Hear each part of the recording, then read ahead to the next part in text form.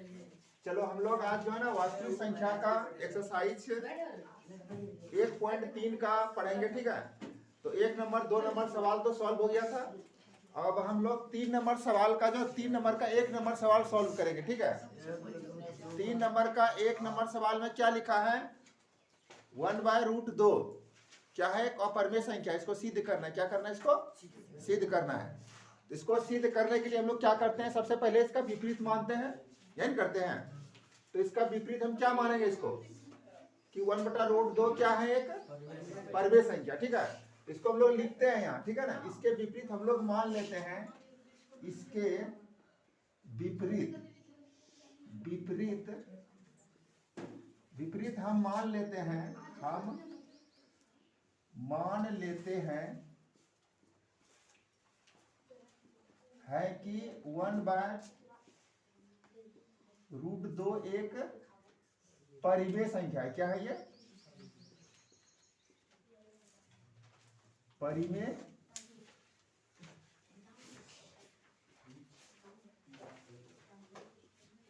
परिमेय संख्या है, ठीक है। जब ये परिमेय संख्या है तो इसको हम किस रूप में लिख सकते हैं, इसे p/q के रूप में है। इसे हम p/q के रूप में लिख सकते हैं,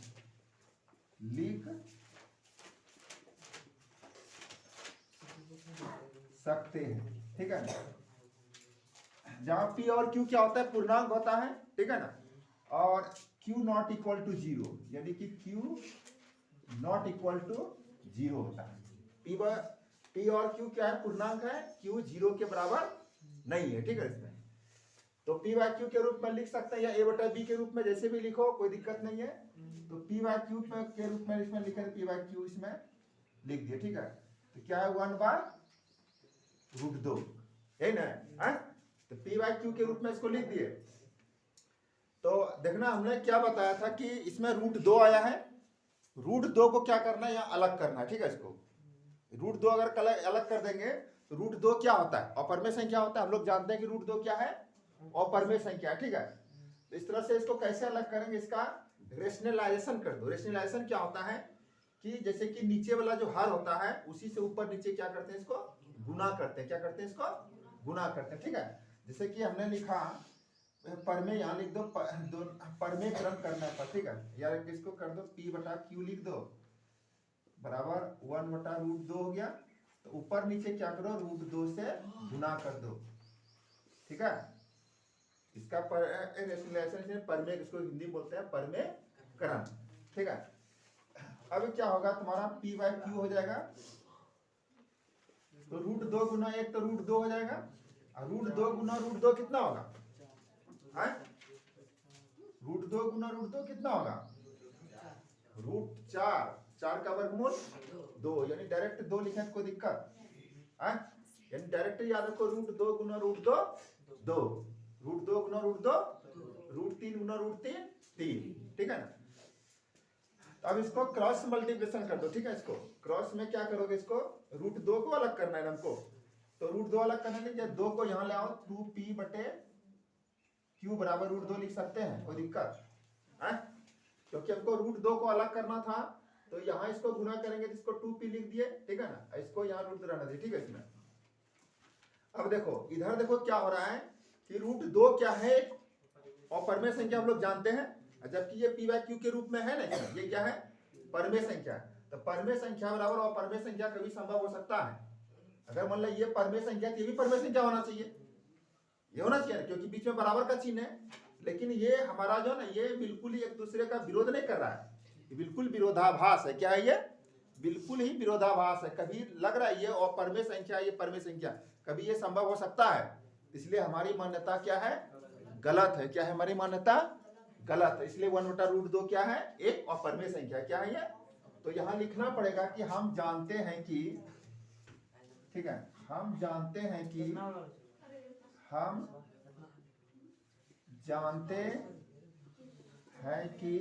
इसमें 2p/q है, 2p/q एक परिमेय संख्या है, एक परिमेय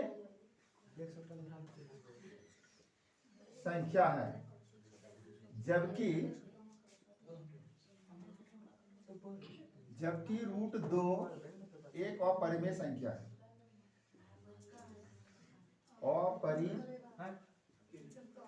अपरिमेय संख्या है। ठीक है, परिमेय संख्या बराबर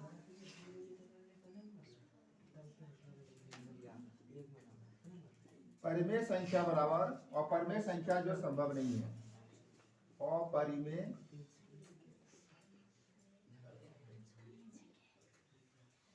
संख्या जो संभव नहीं है,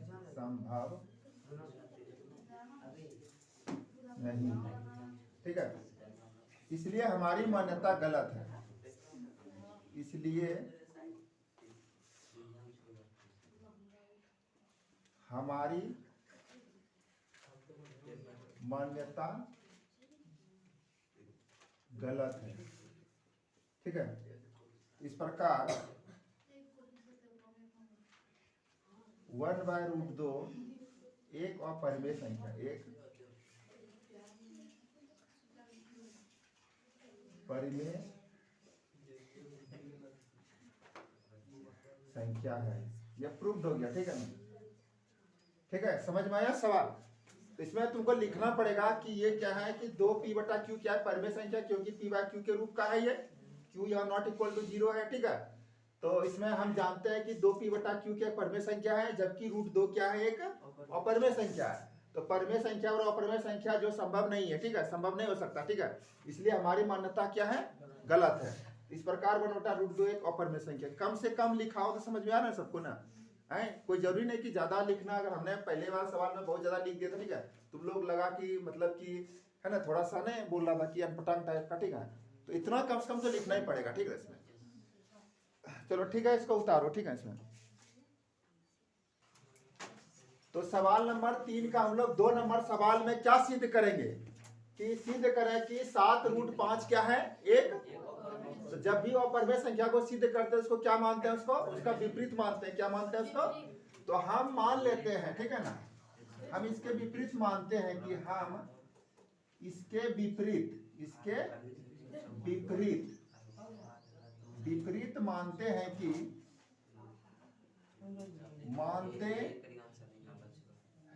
कि 7√5 एक परिमेय संख्या है, एक परिमेय संख्या है, एक परिमेय संख्या है।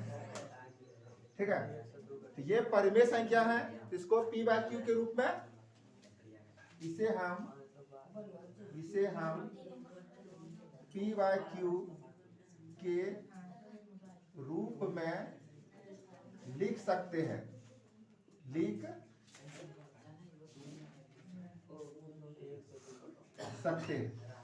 इसे p/q के रूप में लिख सकते हैं। ठीक है, समझ रहा, p/q के रूप में इसको लिख सकते हैं।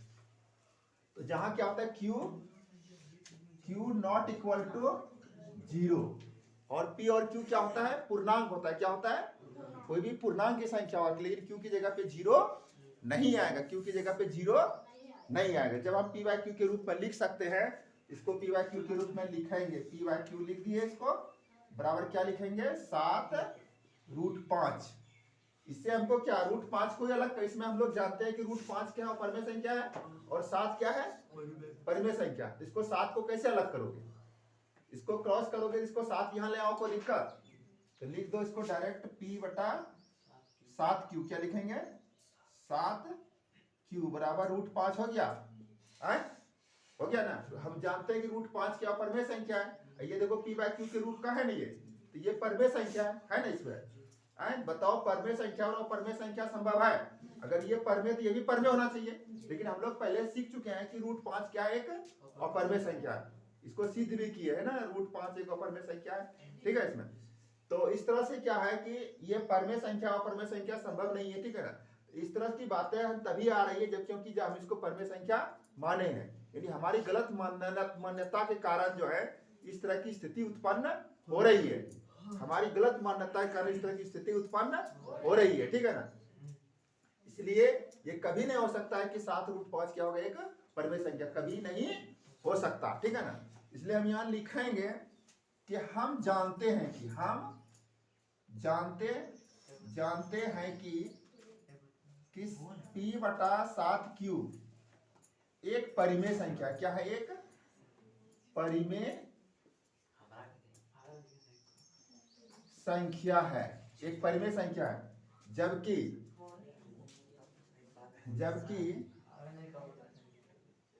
√5 एक अपरिमेय संख्या, क्या है, एक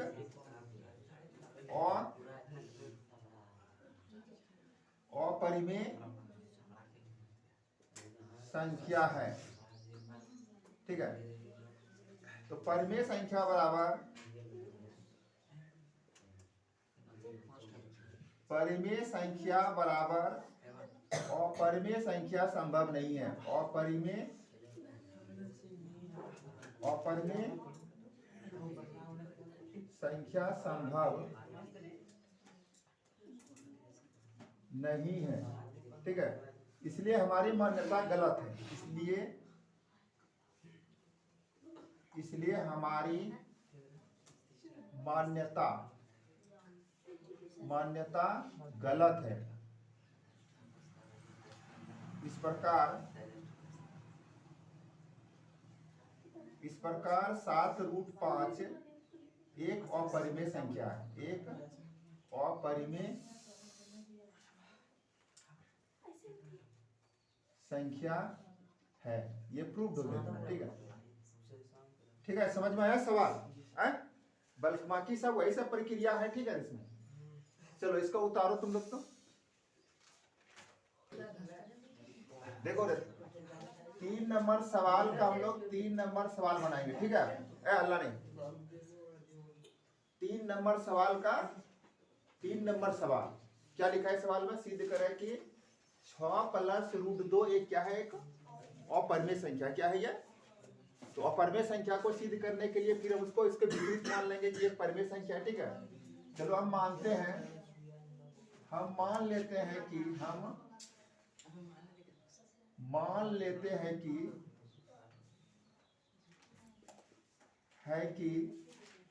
6+√2 एक परिमेय संख्या है,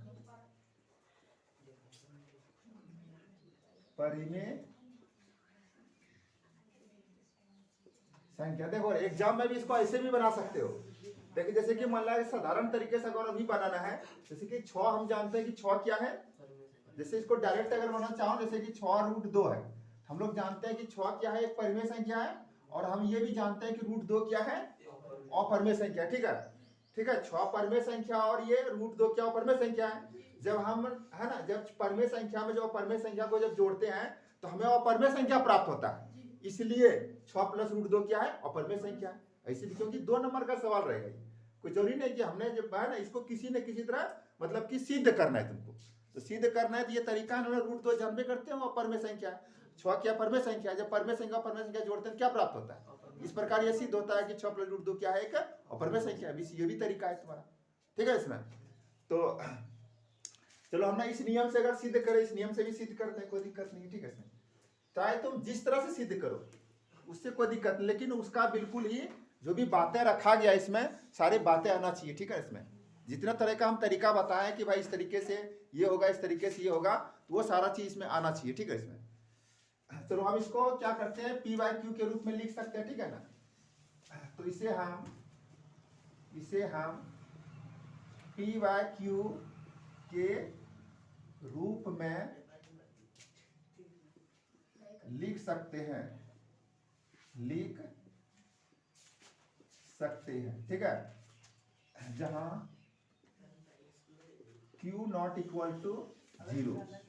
और इसमें क्या होता है, P और Q क्या होता है, पूर्णांक होता है, ये सभी जानते हैं, ठीक है। लिखो या ना लिखो कोई दिक्कत नहीं है।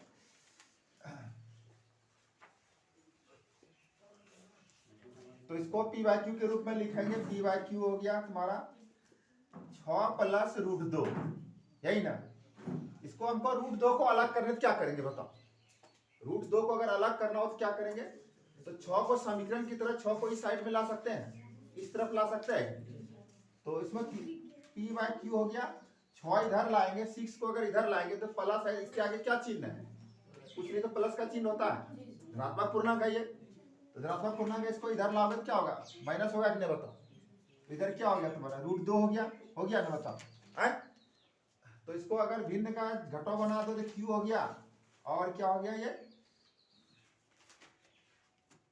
हो गया पी हो गया, घटो कितना हो गया 6 क्यू, यही ना है, 6 क्यू हो गया। और इधर क्या हो गया रूट 2 हो गया।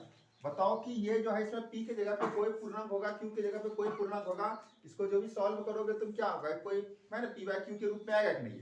तो ये क्या है, एक परमेय संख्या है, जबकि ये के रूट 2 हम लोग जानते हैं क्या है और परमेय संख्या है। तो परमेय संख्या बराबर परमेय संख्या समूह हो सकता है। अगर ये परमेय संख्या तो यही परमेय संख्या होना चाहिए, लेकिन हम लोग सीख चुके हैं, उधर सिद्ध कर चुके हैं कि रूट 2 क्या है, एक अपरमेय संख्या है। क्या है रूट 2 अपरमेय संख्या है, ठीक है। इसलिए हमारी मान्यता क्या है, ये गलत है, ठीक है। इसमें लिखना पड़ेगा तुमको कि यहां लिख देता हूं, हम जानते हैं कि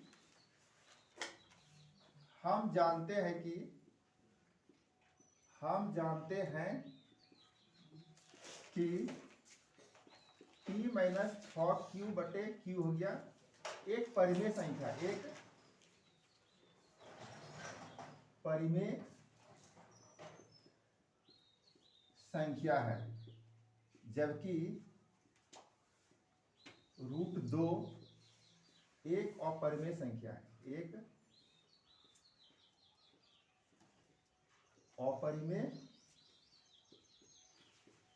संख्या, अपरिमेय संख्या, ठीक है। इसलिए परिमेय संख्या बराबर परिमेय संख्या बराबर अपरिमेय संख्या जो संभव नहीं है, अपरिमेय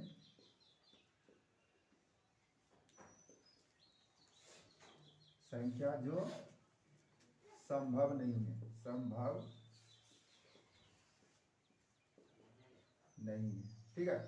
इसलिए हमारी मान्यता गलत है, इसलिए हमारी मान्यता गलत है। इस प्रकार 6 माइनस 6 प्लस है ना, 6 प्लस रूट 2 एक अपरिमेय संख्या है।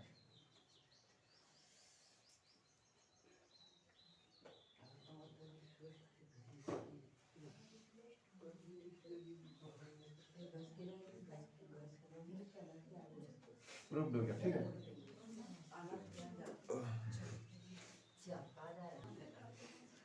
देखो अब हम लोगों का टॉपिक जो है चेंज हो रहा है यहाँ।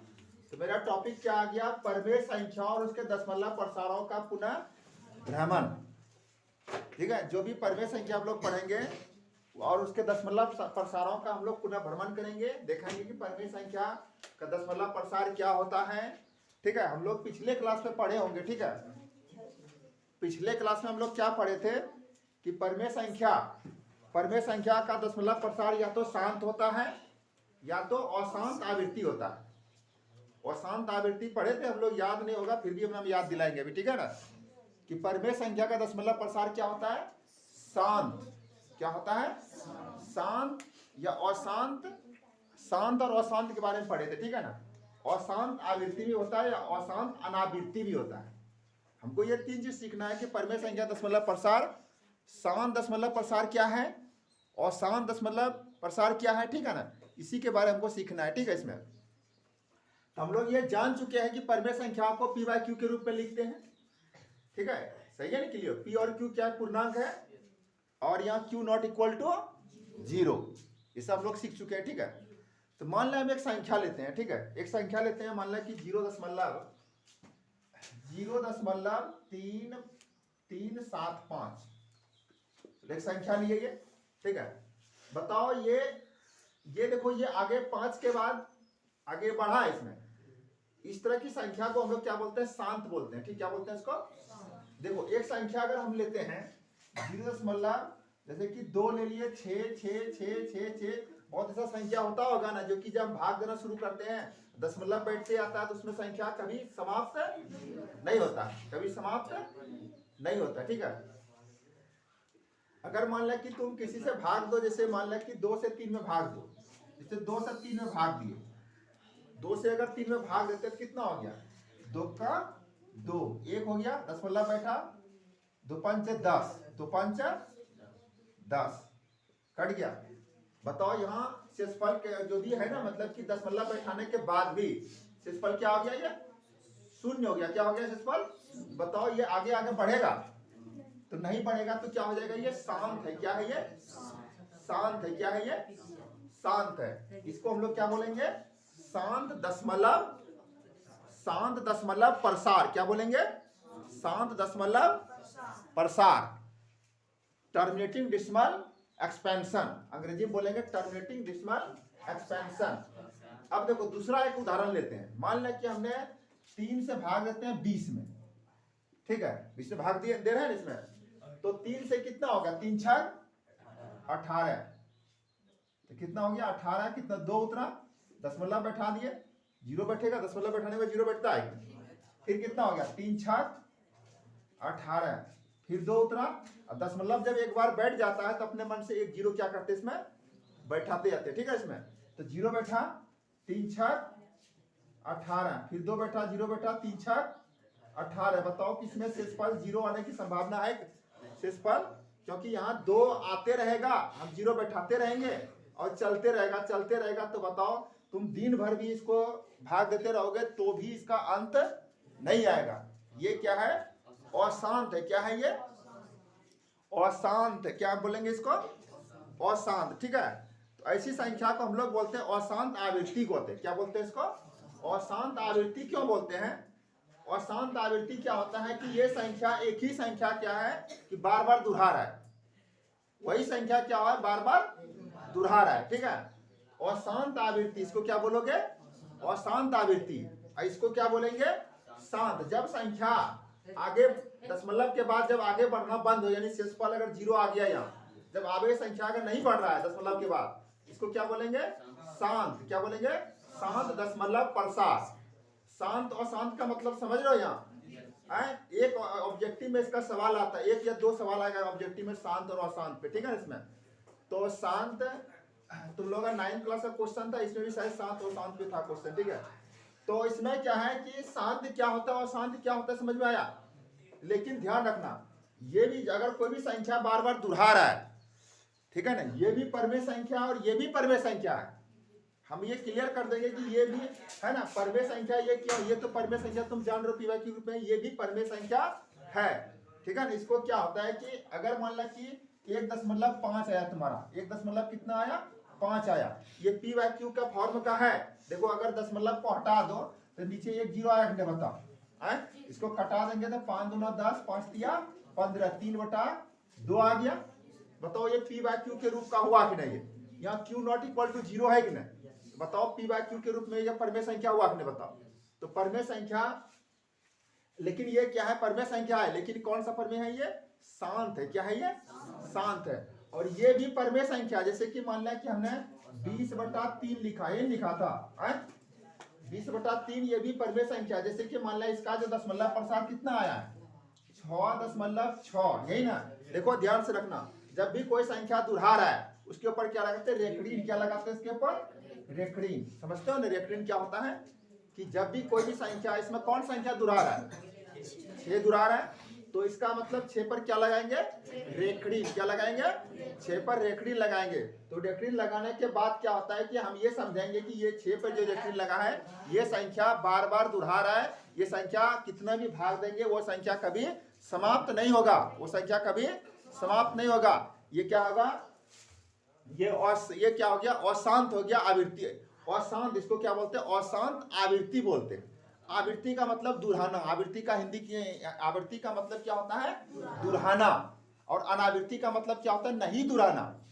अनावृत्ति का मतलब, जैसे कि हम अगर तुम रूट 2 का अगर सॉल्व करोगे इसका अगर रूट दो का वर्गमूल निकालोगे तो वर्गमूल में दशमलव के बाद जो है ना संख्या तो आएगा, लेकिन कभी भी वो इस तरह दुहराएगा नहीं, कभी भी दुहराएगा नहीं, दुहराएगा। वो क्या होगा, अशांत अनावृत्ति। जो भी संख्या अशांत अनावृत्ति होता है उसको हम कभी भी p/q के रूप में नहीं लिख सकते, p/q के रूप में नहीं लिख सकते। अगर मान लिया कि कोई भी संख्या इस तरह से आता है तुम्हारा, चलो मान लिया कोई संख्या अगर इस तरह से आता है, जैसे मान लिया 0 हो गया, 2 हो गया, 0 0 हो गया, 0 हो गया, फिर 2 हो गया, 0 0 हो गया, 2 हो गया, 0 0 0 हो गया, 2 0 0, इस तरह से अगर आए दशमलव इस तरह डॉट डॉट दे देते कि क्योंकि इसका अंत है नहीं। इसको बताओ p/q के रूप में कैसे लिखोगे। तुम दशमलव को हटाते हो, दशमलव को हटाते हो ना, दशमलव हटाने के बाद क्या करते हैं, दशमलव के बाद जितने अंक आते हैं उतने जीरो लगाएंगे, लेकिन जब इसका अंत है ही नहीं, बताओ कितना जीरो लगाओगे।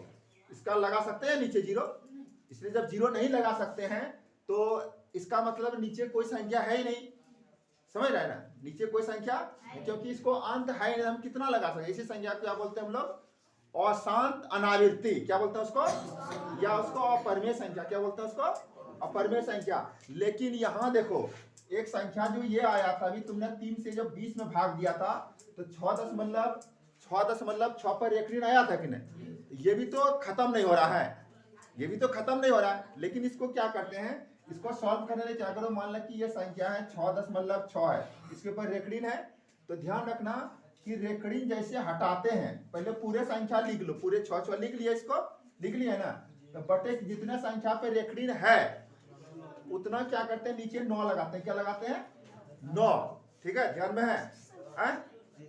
और उसके बाद जो संख्या बच जाता है, संख्या पे रेखड़ीन नहीं है, उसको क्या करोगे सर, घटा दोगे, क्या करोगे उसको, तो 66 में 6 गया, कितना बचा, 60, ठीक है, 60 बटा कितना हो गया, 9, इसको कटा दो, 3 से कटेगा, 3 तिया 9, 3 दूना 6, देखो 20/3 आया, तुमने 3 से 20 में भाग दिया था, 3 से 20 में भाग दिया था, ये संख्या प्राप्त हुआ था, यही प्राप्त हुआ था। बताओ इसको जब हमने इसको जब सॉल्व किया, इसका रेखड़ीन हटा के, तो हमने कटाने के बाद देखो कितना आया, 20/3 आया कि नहीं, बताओ, तो बताओ ये p/q के रूप का है कि नहीं। तो ये क्या है, परमेय संख्या और परमेय संख्या, परमेय संख्या, ध्यान रखना, परमेय संख्या कौन कौन होगा, जो कि बिल्कुल ही शांत होगा, या अशांत आवृत्ति होगा। आवृत्ति का मतलब समझ रहे ना, यानी कि तुमको एग्जाम में आएगा निम्नलिखित में कौन सा परमेय संख्या है ना, 4 को ऑप्शन दे देगा, ठीक है ना। तो लेकिन 2 तरह की संख्या हैगा जिस पे रेखड़ीन देखना है, इस पे रेखड़ीन है, वो क्या होगा, परमेय संख्या, क्या होगा, और जिस पे कि देखो कि इस तरह की संख्या अगर है ना, ये आगे बढ़ ही नहीं रहा है, ये आगे बढ़ ही नहीं रहा, ये शांत हो गया, ये भी क्या है, परमेय संख्या है। लेकिन इस तरह की संख्या होगा कि तुम देखना कि मान ला कि हमने अभी एक संख्या लिखा था 0.2 संख्या जो ना ये चल रहा है, डॉट डॉट ऐसे दे दिया, ठीक है ना। देखना कि संख्या इसमें दुहरा रहा है, दुहरा नहीं रहा है, यहाँ देखो 2 के बाद 1 0 आ गया, 2 के बाद 2 0 आ गया, 2 के बाद 3 0 आ गया, है ना, दुहरा रहा संख्या नहीं, दुहरा है ना, इसलिए ये इसी संख्या रहेगा, तो उसको क्या मानेंगे, उसको अपरिमेय संख्या, क्या मानेंगे उसको, अपरिमेय संख्या। तो तुमको यहाँ समझ में आना चाहिए कि किसको परमेय संख्या कहेंगे, किसको अपरिमेय संख्या, ठीक है ना। इसमें सब ऑब्जेक्टिव टाइप में क्वेश्चन जो भी आएगा, तो इसमें इस तरह की सवाल दिया रहेगा तुमको, उसमें तुमको बताना पड़ेगा कि कौन सा परमेय संख्या और कौन सा अपरिमेय संख्या। हमने 3 तरह की संख्या बताए, कौन कौन बताए, एक शांत बताए, एक अशांत आवृत्ति बताए, एक अशांत अनावृत्ति, शांत बताए, अशांत आवृत्ति बताए और अशांत अनावृत्ति। तो शांत वाला संख्या क्या था, परमेय संख्या था, और अशांत आवृत्ति क्या था, वो परमेय संख्या था, अशांत अनावृत्ति क्या था, और परमेय संख्या था, ठीक है ना। ये 3 बातों को याद रखना है तुम लोगों को, ये 3 बात को याद रखना है, ठीक है। और इसमें इस चैप्टर में हम लोग यही पढ़ेंगे, तो जैसे तुम्हारा अध्याय शुरू होगा उसमें तुमको बताना पड़ेगा कि कौन सा शांत है, कौन सा अशांत है, ठीक है। इसमें आज तो टाइम नहीं है, ठीक है ना, लेकिन कल से तुम लोगों को ये सवाल शुरू करेंगे, ठीक है। इसमें परमेय भी है, 2 परमेय को भी बताएंगे, ठीक है। इसमें